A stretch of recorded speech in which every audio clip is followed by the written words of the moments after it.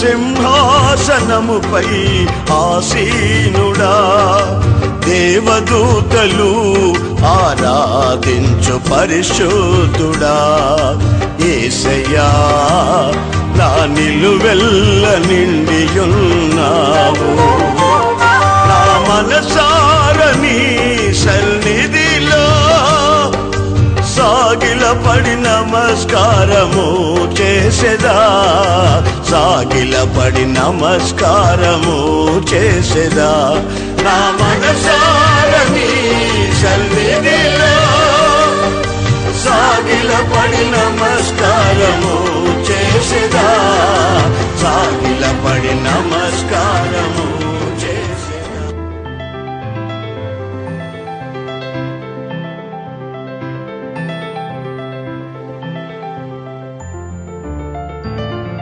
మన ప్రభు అయిన యేసు క్రీస్తు అతి శ్రేష్టమైన నామాన్ని బట్టి కూడి వచ్చిన మీ అందరికీ పేరు పేరున హృదయపూర్వకంగా అందరికీ వందనాలు. ఈ ఆగస్టు నెలలోని దైవజనులు దేవుని దగ్గరకు వెళ్ళిపోయారు. మద్రాస్ పాస్టర్ డేవిడ్ రాజు గారు ఆగస్టు 7వ తారీఖున పరమనకు వెళ్ళిపోయారు. తరువాత దైవజనులు ఏసన్న గారు మహిమలోకి వెళ్ళిపోయారు. నీతిమంతులను జ్ఞాపకం చేసుకోవడం ఆశీర్వాదకరం. మీకు 2 మాటలు చెబుతాను. దైవజనులతో నాకున్న పరిచయం 1985వ సంవత్సరం కానుమూలలో జరుగుతూ, అప్పటికి నేను సేవలో ఉండి సేవ చేస్తూ ఉండగా ఆ దైవజనులను పిలవడం, ఆ దైవజనుల సభకు రావడం, ఇక అక్కడ నుండి ఆ పరిచయం అక్కడ ఒక మందిరం కట్టి ప్రతిష్ఠ చేయటం ప్రారంభించాక ఆ దైవజనులతో ఏర్పడిన ఆ పరిచర్య దేవుడు ఆశీర్వదించి స్థిరపరిచాడు. తత్ఫలితంగా ఈ హోసన్న మినిస్ట్రీని 9 మందితో చక్కగా రిజిస్ట్రేషన్ చేయడం జరిగింది.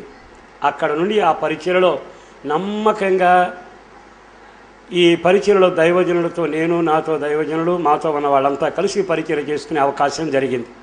అది ఆఖరి శ్వాస ఆయన విడిచేంతవరకు జరగడం ఓ విశేషం. తొలిత 15వ తేదీ అనే కార్యక్రమాన్ని కానుమూల మందిరంలో జరిపించడం ఒక రాత్రి జరిగింది. ఆ తర్వాత దైవజనుల ఆలోచన మేరకు ఇక్కడ హాల్లోకి 15వ తేదీ రాత్రి హోల్ నైట్ ప్రారంభించబడింది. ఆనాటి నుండి ఆ పరిచర్యను దేవుడు మాత్రమే కొనసాగిస్తూ వచ్చారు. ఆ దైవజనులు అక్కడ నుండి మోటార్ సైకిల్ మీద వచ్చేవాళ్ళు. ఆ తర్వాత ఈ దైవజనులు ఈ పరిచర్యను ఫలభరితంగా జరగడం, మొదటి హోల్ నైట్ 15వ తారీఖున ఈ హాల్లో ప్రారంభించబడింది. మరో విచిత్రం ఏమిటంటే ఆ దైవజనులతోనే ప్రారంభంలో ఇక్కడ ఒక మందిరం ఆయన చేతులతో ప్రార్థన చేసి పునాది వేయడం జరిగింది. అప్పట్లో ఆయన అన్నమాట ఒకటి, ఈ హోసన్న మినిస్ట్రీ అప్పటి వరకు విశ్వాస మందిరం ఉండేది, మన పరిచయం రిజిస్ట్రేషన్ తర్వాత హోసన్న మందిరంగా మారింది. ఆ కార్యక్రమానికి మొట్టమొదటి స్లాబ్ వేసిన మందిరం ఏదైనా ఉంటే అది జంక్షన్ మందిరమే అని ఆయన నోటితో చెప్పడం, ఇంచుమించు మినిస్ట్రీలో ఉన్న దైవ సేవకులంతా ఆ ప్రతిష్టకు రావడం మీలో చాలామందికి తెలుసు. మరో విచిత్రం ఏమిటంటే ఇక్కడ ప్రారంభించబడిన ఈ మినిస్ట్రీకి మొట్టమొదటి బైబుల్ క్లాసులు ఇక్కడే ప్రారంభమయ్యాయి. ఆ ఘనత కూడా ఈ మందిరానికి దక్కింది. దేవునికి మహిమ కలుగునుగాక. ఆ దైవజనులతో ఉన్న పరిచయంతో జ్యోతిర్మయుడు అనే పాట ఈ సంఘ పరిచయలోని పుట్టడం జరిగింది. మరో విచిత్రం ఏంటి తెలుసు, ఆ దైవజనులతో కలిసి అన్నదమ్ములలాగా ఐక్యపరచబడి సాగిన పరిచయలో దేశ విదేశాలు తిరగడానికి అవకాశం కలిగింది. 97లోనే యెరూషలేం వెళ్ళడం, సౌత్ ఆఫ్రికా వెళ్ళడం, ఆ తర్వాత ఈ పాలియాంగి చర్చికి వెళ్ళటం, సింగపూరు, మలేషియా, హాంకాంగ్, బ్యాంకాక్, ఇంచుమించు దేశాలన్నీ దైవజనులతో తిరగడానికి విషయమైన కృప అనుగ్రహించబడింది. అప్పటికి ఆయనకున్న చిన్న సంఘం, కానుమూలలో నాకున్న చిన్న సంఘం, కృపాదానం గారు అప్పుడు దండిగాని పుల్లో సేవ చేస్తుండేవాడు. ఈ పరిచయను దేవుడు స్థిరపరిచి ఈ మినిస్ట్రీని దేవుడే గణపరిచి నిద్రాహారాలు మాని శక్తికి మించబడిన ప్రయాసలో ఈనాటికి ఈ స్థాయికి దేవుడు నడిపించాడు. దేవునికి మహిమ కలుగునుగాక. ఆ దైవజనులతో ఆ పరిచర్యలు ఆ విధంగా కొనసాగుతూ ఉండగా ఈ పరిచర్య అంతకంతకు విస్తరించబడి దేశాలు దాటింది, విదేశాల్లోకి పాకింది. దేవుడు ఆశ్చర్యమైన కార్యక్రమాలు కొనసాగించడం జరిగింది. ఎందుకని ఈ రోజున ఆయనను గురించి ఆయనతో మనకున్న పరిచయాన్ని జ్ఞాపకం చేసుకున్నామంటే దైవజనులు మహిమలోకి వెళ్ళిపోయారు, కానీ పరిచర్య మిగిలే ఉంది. మీ అందరికీ ఇది జ్ఞాపకం చేసేది. ఎందుకంటే ఆ పరిచర్య ఈ హోసన్న మినిస్ట్రీని ప్రారంభించి అందులోనే ఇది పుట్టి పెరిగి అందులోనే జన్మించిన ఈ సంఘం, ఈ పరిచర్య, అలాగే ఆయన విడిచి వెళ్ళిన పరిచర్య ఫలభరితంగాను దీవెనకరంగాను బహుగా విస్తరించేందుకు మీరందరూ తప్పక మానక ప్రార్థన చేయాలి. ఎప్పుడు ఆ విషయాన్ని మాత్రం మర్చిపోకూడదు. తండ్రిలాగా, కాపరలాగా, స్నేహితుడిలాగా ఈ పరిచర్యలో ఒడిదుడుకుల మధ్య, అనేక ఇబ్బందుల మధ్య, సంఘటనలు ఏం జరిగినా మనం మేలును మాత్రమే తలపోసుకుంటూ నడిచిపోవలసిన రోజులు ఇవి. దైవజనులు చాలాసార్లు చెబుతూ వచ్చారు. ఆ దైవజనులు ఈ టీవీ పరిచర్యకు మొట్టమొదటిగా నన్ను టీవీలో వాక్యం చెప్పించారు. ఇవన్నీ నేను ఈరోజు జ్ఞాపకం చేసుకుంటానంటే ఆయన వెళ్ళిపోయారు, కానీ పరిచర్య మిగిలిపోయింది. ఆ దైవజనుల నుంచి ఒక మాట ఏమిటి చెప్పనా? ఆయన ఆంధ్ర లోకానికి నిలబడి చేతులెత్తి ఆరాధన చేసే ఆరాధన కార్యక్రమాన్ని నేర్పినవాడు ఆయనే అని చెప్పక తప్పదు.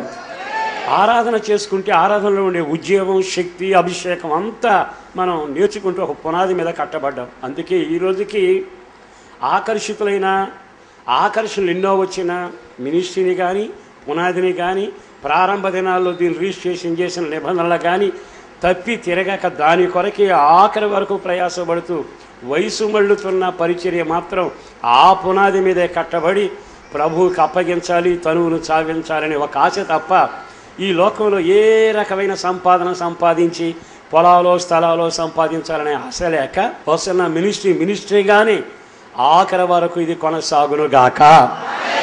మరో విచిత్రం ఏంటంటే ఆ దైవజనులను జ్ఞాపకం చేసుకుంటూ మన టీవీ పరిచర్యలో ఆయన సందేశాలు వినిపించాలని కోరుకుంటున్నాను.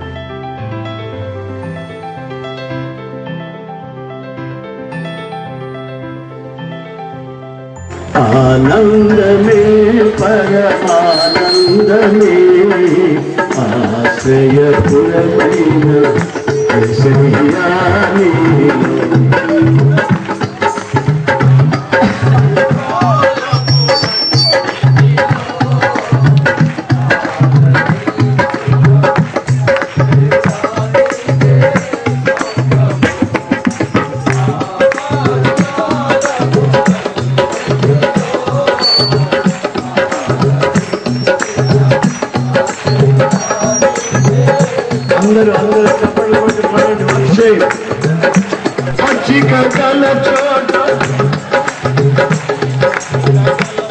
జీవజలమును తాగనిచితివే పచ్చిక గల చోట అరుణ చేసితివే జీవజలమును తాగనిచితివే నా ప్రాణమునకు సేదీచితివే నీతియు శాంతియు నా చేతివే నా ప్రాణమునకు సేదీచితివే నీతియు శాంతియు నా చేతివే ఆనందమే పరమానందమే ఆశ్రయపురమైన యేసయ్యానిలో ఆనందమే పరమానందమే ఆశ్రయపురమైన ఆనందించండి, ప్రభువుని ఆనందించండి.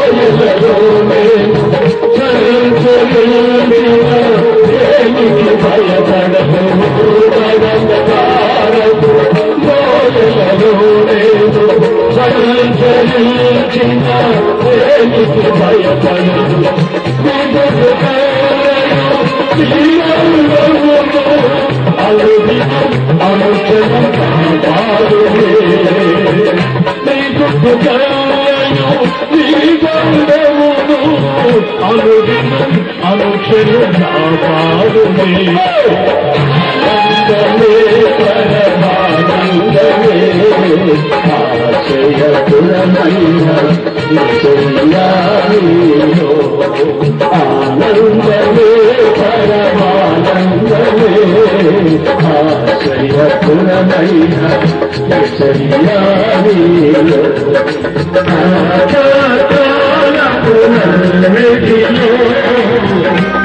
ఆదరించిన అక్షయురానికే స్తోత్రము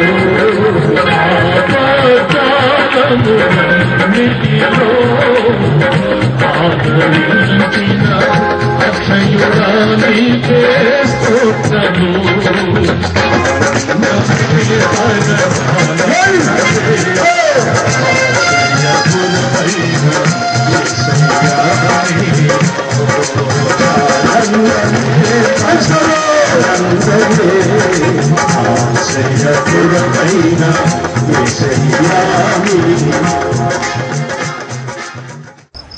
నా హృదయపూర్వకమైన వందనాలు. దేవుని ద్వారా కలిగిన ఆశీర్వాదాన్ని ఎవరు నిలబెట్టుకుంటారో మన హృదయాలను పరీక్షించే దేవుడు హృదయపు అంతర్భాగాన్ని నిన్ను పూర్తిగా అర్థం చేసుకోగలడు. నీ పేరు ఆయనకి తెలుసు, నీకు ఇప్పుడున్న రోగం ఏమిటో తెలుసు, ఇక మీదట ఏ రోగం నీకు రాబోతుందో కూడా తెలుసు ఆయనకి. నీ పిల్లలు నీకు దక్కుతారో లేదో కూడా ఆయనకి తెలుసు. నీ పిల్లల పరివర్తన కొరకు నువ్వు కన్నీళ్లు పెట్టి ప్రార్థన చేస్తున్నది తెలుసు. నీ పుట్టు పూర్వోత్తరాలు ఆయనకి తెలుసు. నువ్వు ఎట్లా పుట్టావో ఎట్లా పెరుగుతున్నావో నీకు తెలియకపోవచ్చు, ఆయనకి తెలుసు. నేను ప్రకటిస్తున్న యేసుక్రీస్తు ఆజన్మ బ్రహ్మచారి, పరిశుద్ధుడు, రోషము గల దేవుడు, దేవుడు అనుటకు యోగ్యుడు, స్తుతికి పాత్రుడు. ఆయన పేరు నజరేయుడైన యేసు. ఒక కులానికి ఒక మతానికి చెందినవాడు కాదు. సార్వత్రికమైన ప్రపంచానికి ఆయన ఒక్కడే దేవుడు. ఆయన నామమే పరిశుద్ధమైన నామం. యుగాలు ఎన్ని యుగాలైనా సరే, తరతరాలు గతించినా సరే, ఆ పరిశుద్ధమైన నామానికి చలనము లేదు. ఆయన పరిశుద్ధుడు. ఆయనను ఆరాధిస్తున్న వాళ్ళు పరిశుద్ధులై ఉంటారు. ఆయన ఏమని చెప్తున్నాడో తెలుసండి, నన్ను నమ్మినటువంటి నా బిడ్డలారా, నేను ఏ ఏ సంగతులు మీకు ఆజ్ఞాపిస్తున్నానో వాటిని గైకొనండి.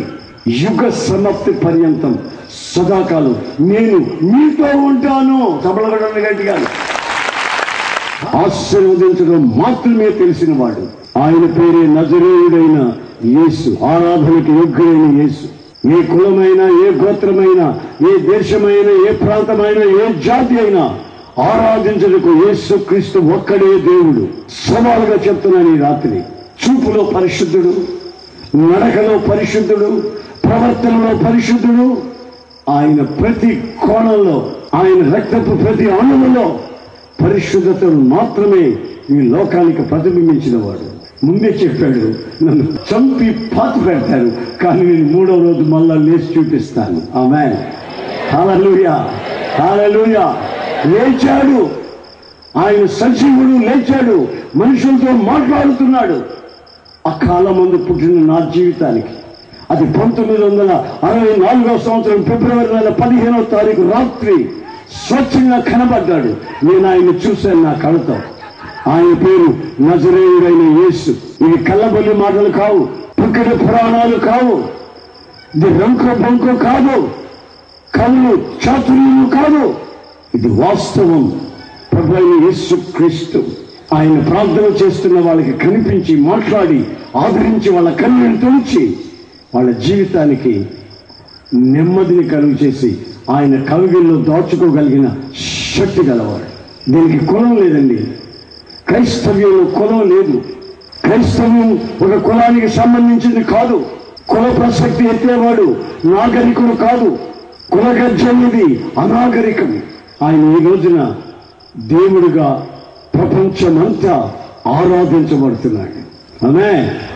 ఆయన పేరు యేసు. ప్రపంచంలో నీవు ఏ మారుమూలకైనా వెళ్ళు, ఏ ఖండానికైనా వెళ్ళు, ఏ దేశానికైనా వెళ్ళు, యేసుక్రీస్తు ఎవరో తెలుసంటే ఆయన రక్షకుడు, పరిశుద్ధుడు, ఆయన మరణించి తిరిగి లేచిన వాడని చెప్తారు. కానీ అనాగరికంలో, ముసుగులో, ప్రతి సృష్టిలో ఉన్నటువంటి ఈ ప్రతిదాన్ని దండం పెట్టుకొని జీవితంలో గమ్యము తెలియక మూఢనమ్మకాల మధ్యలో నాశనానికి ఎదురు చూస్తూ ఉండగా వాళ్ళు ఏమంటారంటే, దేవుడా నువ్వు ఉన్నావా? ఉంటే ఎక్కడ ఉన్నావు? ఈ భక్తుల బాధ నీకు తెలియదా? నువ్వు ఎదురు దాక్కున్నావు? ఆయన అంటాడు, నేను ఏ సంగతులు నీకు ఆజ్ఞాపించాను వాటిని గైకొను. నేను యుగ సమాప్తి పర్యంతం సదాకాలం నీతో ఉంటాను. నేను నిలుదోపిడీమని చెప్పలేదే, నేను నా ఇల్లు గుంజీళ్ళు పెట్టుకోరా, చెవులు పట్టుకొని నేను చెప్పలేదే, బోర పడుకుని గుడుసుడు తిరగరా అని నేను చెప్పలేదే. తాగుబోతనం మానమన్నా. పరిశుద్ధతకి వ్యతిరేకమైనవి, పరిశుద్ధతకి అతీతమైనవి మాని నేను పరిశుద్ధుని కనుక ఆ వైపుగా నేను మరలమన్నాను. నా కాపుదల ప్రతి క్షణం, నా సన్నిధి కాంతి నీ మీద ప్రతి క్షణం ఉండేటట్లు, నా రెక్కల నీళ్ళలో నువ్వు ఆరోగ్యంగా ఉండేటట్లు నేనే మీతో ఉంటాను అన్నాడు. ఇతను భక్తుడు కదా, ప్రార్థనాపరుడు కదా, సేవ నిమిత్తమై కష్టపడ్డ మనిషి కదా, రాత్రి మనలో హార్డ్ వర్క్ చేస్తాడే. ఇతనికి చేతి మీద క్యాన్సర్ పుండు ఎందుకు వచ్చింది? ఈ కుటుంబంలో ఈ పిల్లల మధ్యలో ఎందుకు ఈ శాపం అనుభవించాల్సి వచ్చింది? ఎందుకు అతని స్థలం అన్నులు దోచుకున్నారు? అతని కష్టార్జితం ఎందుకు దొంగలు వచ్చి దోపిడి సొమ్ముగా మార్చబడిపోయింది? ఎందుకని? ఎందుకు ఇలా జరిగింది? ఎందుకు ఇలా జరిగింది? ఎందుకు ఇలా జరిగింది? నా గుండెను బాగా కలిచి వేసిన ఒక సంభవం ఉంది. బర్త్డే రోజే చావు కబురు వెళ్తాం, గుండె బ్రతలైపోయింది. ఈ రోజు తలంచుకున్న ఒళ్ళంతా పులకరిస్తుంది. ఎందుకు ఇలా జరిగింది? 2-3 రోజులు నేను స్పృహ కోల్పోయిన పరిస్థితి. అప్పుడు ప్రభు నాకు చెప్పాడు, నన్ను నువ్వు ప్రశ్నించే అర్హత నీకుందా? నీకుందంటరా? నన్ను నువ్వు ప్రశ్నించే అర్హత నీకుందా? ఎందుకు ఇలా జరిగింది, ఎందుకు ఇలా జరిగిందని నన్ను ప్రశ్న అడుగుతున్నాను. ఎందుకని? నేనేమన్నా పారిపోయేవాడినా, దాక్కునేవాడినా, చేతగానేవాడినా? నీవు నాకు దూరం అయిపోయి నేను నీకు దూరం అయ్యానని ప్రశ్నిస్తావా? నీవు నాకు చాలా దూరంలో ఉన్నావు. నీవు నాకు చెప్పండి, ఎంత దూరంలో ఉన్నావు? ఎన్ని కిలోమీటర్లు? చాలా దూరంలో ఉన్నావు. దేవుడు అంటున్నాడు, మీరు నన్ను పెదవులతో ఆరాధిస్తున్నారు. పెదవులతో, అవుట్వర్డ్లీగా పెదవులతో అని. అంతరంగం ఎక్కడుంది చెప్పండి, చెప్పండి. అంతరంగం ఎక్కడుంది? మా అనే చోటుకి తీసుకొచ్చారు. ఇక్కడ మీ నిండు గుండెల్లో నుంచి ఆ కృతజ్ఞత, స్తుతి ఎప్పుడైతే నిండు గుండెల్లో నుంచి బయటపడుతుందో ఆ మరుక్షణమే ఆయన నిలిచిన చోటికి నీవు తిరిగి రాగలుగుతావు. ఆయన నిన్ను విడిచిపెట్టి వెళ్ళడం, నిన్ను విడిచిపెట్టి వెళ్ళడం. అదే సమయంలో నీ జుట్టు పట్టుకొని వెళ్ళొద్దని, నీ కాలు పట్టుకోడు, నీ కాళ్ళు పట్టుకొని లాగడం, ఎక్కడికైనా వెళ్ళేది అని అన్నాడు. నీ ఫ్రీవి, నీ హృదయపూర్వకంగా నీవు ఆయనతో ఉండేందుకు ఇష్టపడుతున్నావా? పెదవులతో నీ స్తుతించి హృదయంలో దూరం అయ్యేదానికి ఇష్టపడి దూరం అయిపోతున్నావా అనేది ఆయన క్షణాలలో గుర్తిస్తాడు. అందుకే దేవుని వాక్యం అంటుంది, ఈ ప్రజలు నన్ను పెదవులతో ఆరాధిస్తున్నారు, కానీ వీళ్ళ హృదయాలు నాకు చాలా దూరం అయిపోతున్నాయి. ఇన్ని చేసి ఇంత దూరం అయిపోయి మళ్ళా ప్రశ్న ఏంటంటే, ఆయన నేను ఆరాధిస్తున్న దేవుడు నాకు దూరం అయిపోయాడు. ఆయన అవసరం వచ్చినప్పుడు, ఆపద వచ్చినప్పుడు తప్పించుకొని దాగుకుంటున్నాడు అని నేరం ఎవరి మీద మోపుతున్నారంటే దేవుని మీద మోపుతున్నారు. 10వ కీర్తన 1వ వాక్యంలో ఈ వాక్యాన్ని మీరు అట్లాగే చూస్తారు. దాగి ఉండి దేవుడా మన దేవుడండి, భయపడే దేవుడా మన దేవుడు. ఇటు ఒక ఆమె వచ్చింది, నువ్వు ఎక్కడికి వెళ్ళావని అడిగింది. ఈయన్ని అన్నాడు, నువ్వు ఎక్కడికి వెళ్ళావు తెలిసినండి ఏమనింది. వీళ్ళిద్దరు పోరుపడలేక 7 అడుగులు వెనక్కేసేసి నిలబడిపోయాడు. వీళ్ళిద్దరు పోరుపడలేక అదే రాయిపోయాడు. హృదయాలకి ఆదరణ కలుగుచేవాడు. ఆయన పేరు నజరేయుడైన యేసు. ఆమేన్. ఆయనలో దూరము నుండి దూరముగా వెంబడించి లోపలికి పోయి దీని అంతం ఏమవును? ఎవరంతం? వెంబడిస్తున్నాడు. వెళ్ళిపోయాడు, పారిపోడు. వెంబడిస్తూనే ఉన్నాడు. దూరముగా వెంబడించి దీని అంతం ఏమవుతుందో తెలవాలా. అంటే యేసు ప్రభువుని పట్టుకున్నారు, కొడుతున్నారు, న్యాయ తీర్పు చేస్తున్నారు. దీని అంతం ఏంటో తెలుసుకుందాం. దేవుని విరోధులు, దేవుని ఉపదేశానికి, దేవుని సంఘానికి, దేవుని నియమ నిబంధనలకు విరోధంగా ఎవరైనా ఉంటే వాళ్ళకి దగ్గరైపోయి అయిపోయినందువల్ల జరిగింది ఏమిటి? తాను శపించుకోవడం అయింది. తర్వాత యేసయ్యని నేను ఎరగను. యేసయ్య ఎవరో, ఎలా ఉంటాడు? నీవు కూడా నజరేయుడని యేసుతో ఉన్నవాడివే కాదు అని ఒక చిన్న పిల్ల అంటుంటే, పెట్టిదానా సరిగా చూడ, ఎవరు చూసినా అంటున్నావు. నేనెక్కడ ఆయనతో దాన్ని పోయేవాళ్ళు పోగొట్టిన ఆ కర్ణ కలిసి కూర్చున్నా, పోయేవాళ్ళు పోకుండా దారిన అదే సరిగాసుకున్నాను వచ్చాను. కానీ నేను ఆ నజరేయుడితో ఉన్నవాడిని అంటావేంటి? ఇక్కడ మతులు పోయిందా? సాతాను గాడు నిన్ను జల్లిస్తాడు. ఎందుకు నువ్వు ఒంటరైపోయావు? ఎందుకు పెదలతో ఆరాధిస్తున్నావు, ఆత్మతో ఆరాధించకుండా? ఎందుకు ఈ నటన?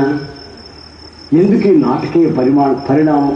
అర్థం చేసుకుని ఆ పరిస్థితికి రాక యేసయ్య ఎవరో నాకు తెలియదని అబద్ధం చెప్పి చలి కాచుకుంటూ అక్కడ కూర్చునే స్థితికి వచ్చి, ఆ తర్వాత అయినా ఏమన్నా మారాడంటే మారలేదు. గురి కావాల్సి వచ్చింది పేతురు. దీనికి మూలం ఎక్కడంటే దూరముగా వెంబడించడం, నోటితో స్తుతించడం, ఆత్మలో ఆ స్తుతి ఆరాధన లేకపోవడం. అంటాం తప్ప స్తుతి ఆరాధన, కృతజ్ఞత హృదయం. కృతజ్ఞత ఎక్కడ ఉంటుందో అక్కడ స్తుతి ఉంటుంది. ఆ స్తుతి ఎక్కడికి తీసుకెళ్తుంటే హృదయపు అంతర్భాగంలో నుంచి తీసుకుని వచ్చి స్తుతి సింహాసనం వేస్తే ఆ సింహాసనాసనుడై మన ప్రభు ఉంటాడు. అక్కడ నుండి మనకు ఆశీర్వాదాన్ని అనుగ్రహిస్తూ ఆయన కాపుదల మనకు ఉంటుంది. ఆమేన్. హల్లెలూయా.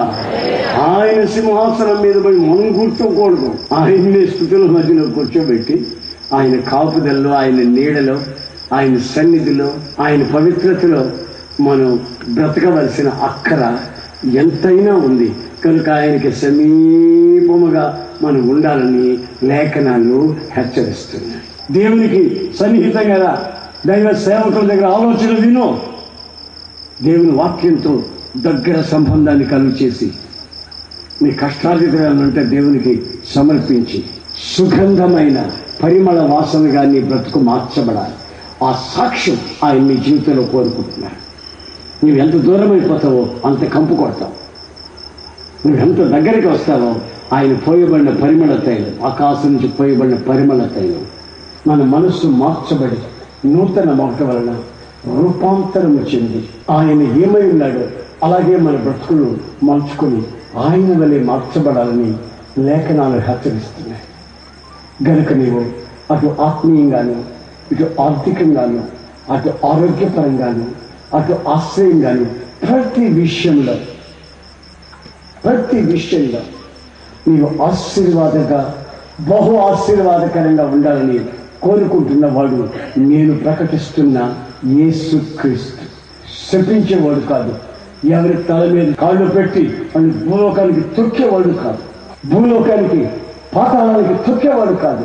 తల మీద భక్తుల తల మీద కాళ్ళు పెట్టి నేను ప్రకటిస్తున్న యేసుక్రీస్తు నేను హక్కున చేర్చుకొని తన రక్తంతో, నిరపరాధి రక్తంతో, నిర్మలమైన రక్తంతో, నిష్కపటమైన రక్తంతో, కలంకం లేని రక్తంతో నేను కడిగి శుద్ధి చేయడానికి ఆశిస్తున్న రాత్రి ప్రతి వసంతము నీ దయా కిరీటమే, ప్రకృతి కళలల్లియు నీ మహిమను వివరించునే.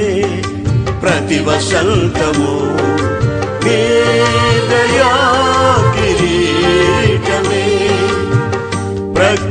కళలల్లియు నీ మహిమను వివరించునే ప్రభువా నిన్నే ఆరాధించెదా కృతజ్ఞతార్పణలతో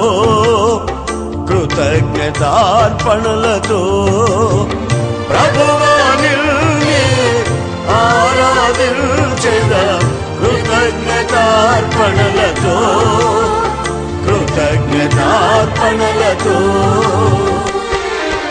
అత్యున్నత సింహాసనముపై ఆసీనుడా దేవదూతలు ఆరాధించు పరిశుద్ధుడా యేసయ్యా నా నిలువెల్ల నిండియున్నావు నా మనసారని సన్నిధిలో సాగిలపడి నమస్కారము చేసేదా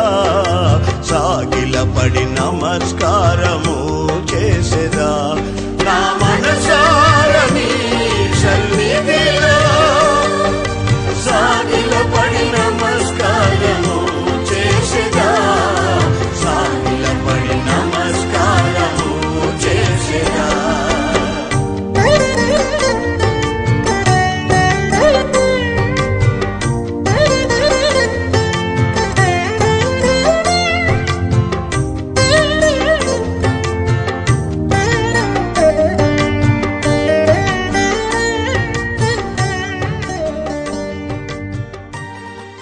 ప్రార్థనా వీరుల సమావేశం ఆగస్టు 15వ తేదీ ఉదయం 10 గంటల నుండి 3 గంటల వరకు హోసన్న మందిర్ హనుమాన్ జంక్షన్ నందు జరుగును. ఈ కూడికలో క్రైస్తవ సంఘాలలో ఆత్మీయ ఉజ్జీవం కొరకు, నశించిపోయే ప్రజల ఆత్మరక్షణ కొరకు, భారతదేశ శాంతి కొరకు, యవనస్తుల క్షేమం కొరకు, రోగుల కొరకు మరియు కుటుంబ సమస్యల కొరకు ప్రార్థించెదరు. ఈ కూడికలో పాల్గొని దైవాశీర్వాదాలు పొందండి. మరిన్ని వివరాలకు 9440772772 మరి ఒక నెంబర్ 9032772772.